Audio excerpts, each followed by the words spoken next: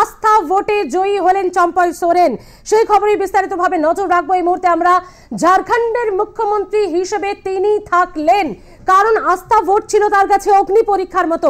ঠিক কি হতে চলেছে, কারণ তার বিরোধী পক্ষ কি অনেক বেশি, যে কেনা বেচার অভিযোগ তার বিরুদ্ধে ছিল অনেক বেশি, সেখানে তারা সক্রিয় হয়ে উঠবে। তবে অবশেষে না, চম্পই সোরেন তার আস্থা প্রমাণ করলেন ঝাড়খণ্ডের বিধানসভায় দাঁড়িয়ে। 47টি ভোট পেয়েছেন তিনি, 41 ছিল ম্যাজিক ফিগার, কারণ ঝাড়খণ্ডে 81 বিধানসভা আসন বিশিষ্ট এখানে বিধানসভা। আমাদের সঙ্গে রয়েছেন সিপিএম নেতা তন্ময় ভট্টাচার্য। তন্ময়দা, স্বাগত। অনেক টানা পড়েন, অনেক কিছুর পরেও কিন্তু জয় আটকালো গেল না। চম্পই সোরেন তার আস্থা প্রমাণ করলেন বিধানসভায় দাঁড়িয়ে, কি প্রতিক্রিয়া? অমিত শাহর প্রতিক্রিয়া চাওয়া দরকার। তিনি কি এটা উপলব্ধি করলেন যে টাকা দিয়ে সব হয় না?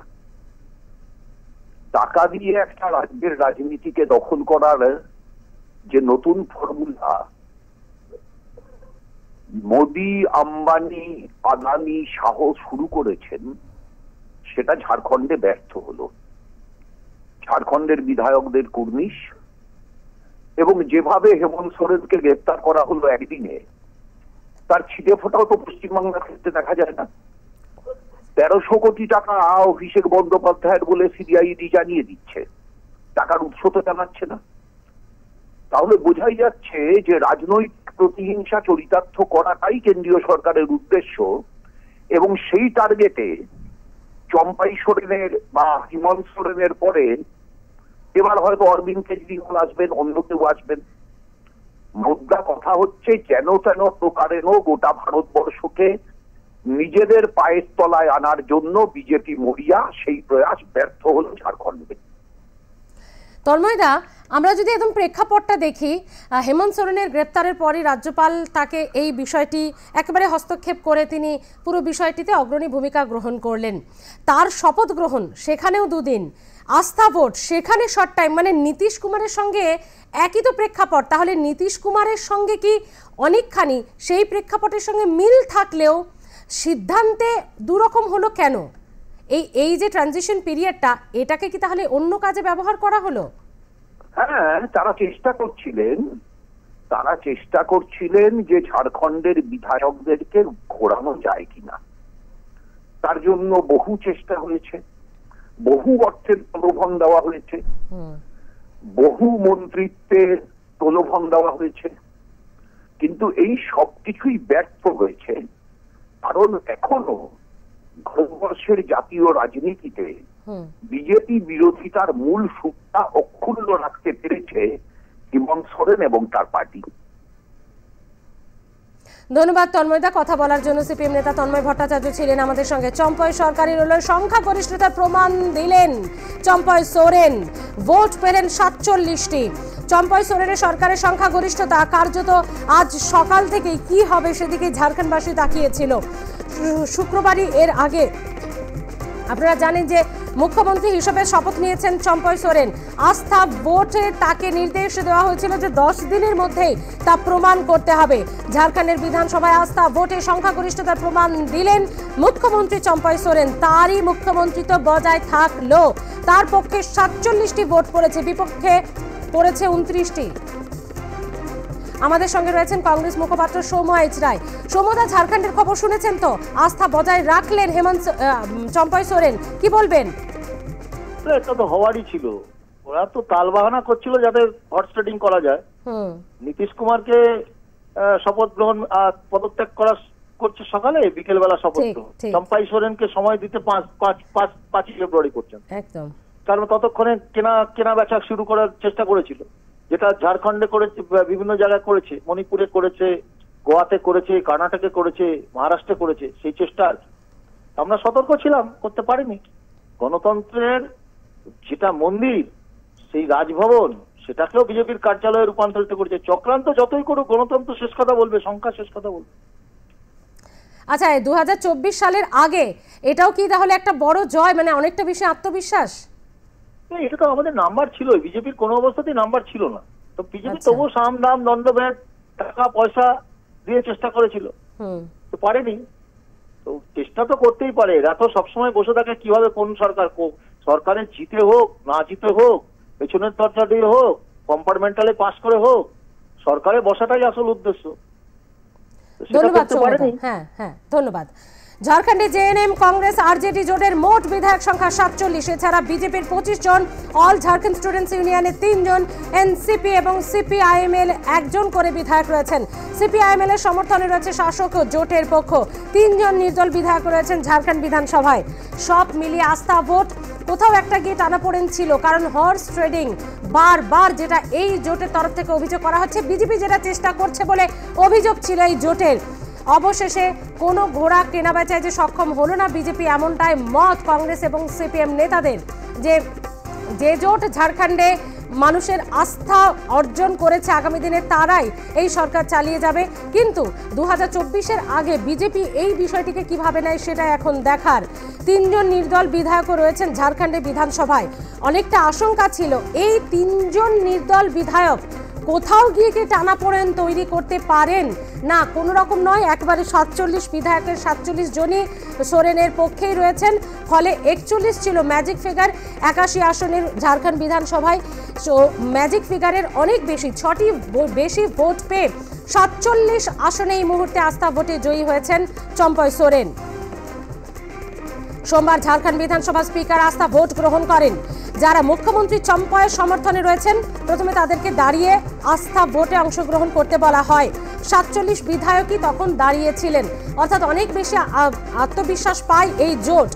এরপর বিপক্ষে কারা রয়েছেন স্পিকার জানতে চান। চম্পয় সোরেনের বিপক্ষে কারা রয়েছেন, অর্থাৎ কারা অনাস্থা, তার এই সরকারে কারা অনাস্থা রাখছেন। তখনই 29 জন বিধায়ক দাঁড়িয়েছেন তার বিপক্ষে। আস্থা ভোটের ফলাফল ঘোষণা করে দেওয়া হয়, তারপরই স্পিকারের তরফে করতালিতে ফেটে পড়ে বিধানসভা কক্ষ। জমি জালিয়াতি মামলায় ইডির হাতে আপনারা জানেন হেমন্ত সোরেন গ্রেপ্তার হয়েছে। তার 2 দিনের মধ্যেই সরকার গঠনের পদক্ষেপ রাজ্যপালের। হেমন্ত সোরেনকে এই দায়িত্ব নিতে বলা হয়। 6 বারের বিধায়ক এই চম্পয় সোরেন। হেমন্ত সোরেনের পরিবহন মন্ত্রীও তিনি ছিলেন সেই সরকারের এবং অনেক গুরু দায়িত্ব পালন করেছেন 6 বারের এই বিধায়ক। জমি জালিয়াতি মামলায় ইডির হাতে হেমন্ত সোরেনের গ্রেপ্তারের পরই ঝাড়খণ্ডের সরকারের টালমাটাল পরিস্থিতি তৈরি হয়ে যায় এবং গ্রেপ্তারির পর কিভাবে সরকার চলবে, রাজ্যপাল তখন অগ্রণী ভূমিকা নিয়ে প্রোটোকল অনুযায়ী তিনি পদক্ষেপ করেন। আমাদের সঙ্গে বিজেপি নেতা রাহুল সিনহা রয়েছেন। রাহুল দা, স্বাগত আর প্লাস নিউজে। কংগ্রেস সিপিএম সকলে তো একযোগে বলছে যে ঘোড়া কেনাবেচা করতে বিজেপি সক্ষম হলো না, এটা তার জ্বলন্ত প্রমাণ, কি বলবেন? না না, একদম বাজে কথা। আসল কথা হচ্ছে মিথ্যা রটানো, আতঙ্ক তৈরি করা হচ্ছে এখন এদের কাজ। জনগণ এদের সঙ্গে নেই, জনগণ এদেরকে বিশ্বাস করে না, যার জন্য এখন এই জাতীয় মিথ্যা কথা প্রচার করে এরা কাজ করছে।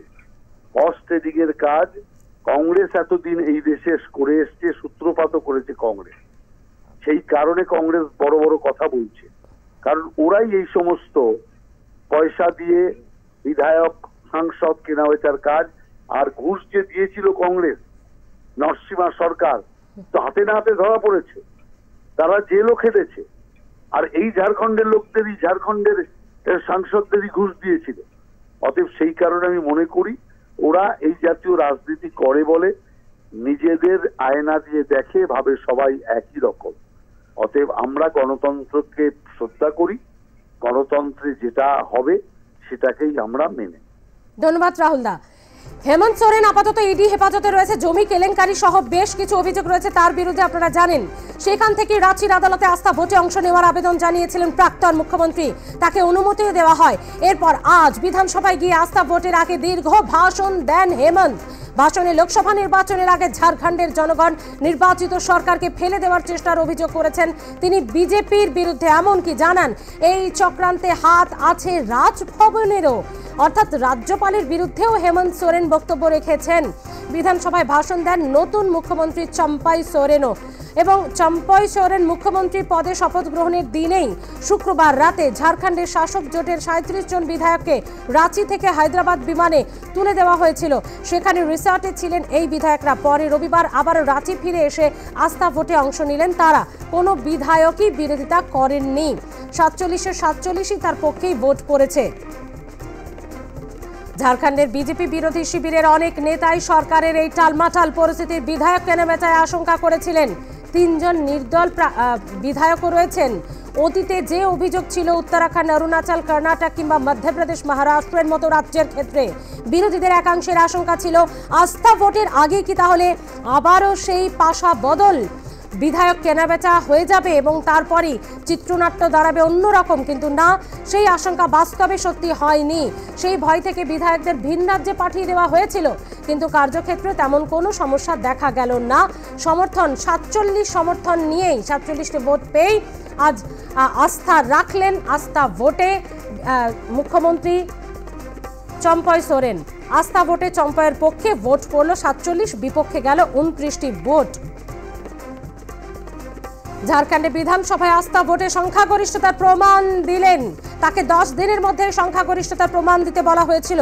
যদিও নীতিশ কুমারের সঙ্গে, যদিও তাকে সকালে তিনি শিবির বদল করলেন, বিকেলেই তিনি শপথ গ্রহণ করলেন, কিন্তু এখানে চম্পয় সোরেনের ক্ষেত্রে 2-2.5 দিন কেটে গেল। আবার যদি আমরা দেখি আস্থা ভোট, সেখানেও অন্যরকম পরিসংখ্যান দেখা গেল। আমাদের সঙ্গে তৃণমূল নেতা জয়প্রকাশ মজুমদার রয়েছেন। জয়প্রকাশ দা, স্বাগত। আস্থা ভোটে আস্থা প্রমাণ করলেন চম্পয় সোরেন, আপনার প্রতিক্রিয়া?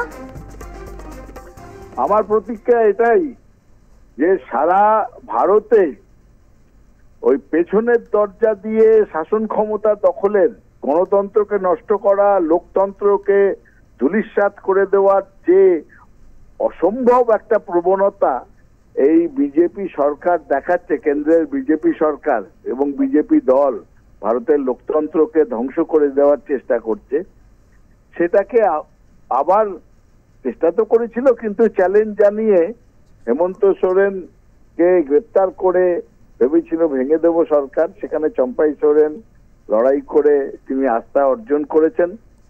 এবং এই প্রসঙ্গে আমি আপনাদের আবার মনে করিয়ে দিই, সারা ভারতবর্ষে একমাত্র মহিলা মুখ্যমন্ত্রী মমতা বন্দ্যোপাধ্যায় একইভাবে বিজেপির বিরুদ্ধে লড়াই করছেন। এবং এখানে আমরা তাদেরকে অসংখ্য সাধুবাদ জানাচ্ছি, চম্পয় সোরেনকে, এবং এই লড়াইয়ের জন্য হেমন্ত সোরেনকেও আমরা সাধুবাদ জানাচ্ছি। ধন্যবাদ জয়প্রকাশ দা।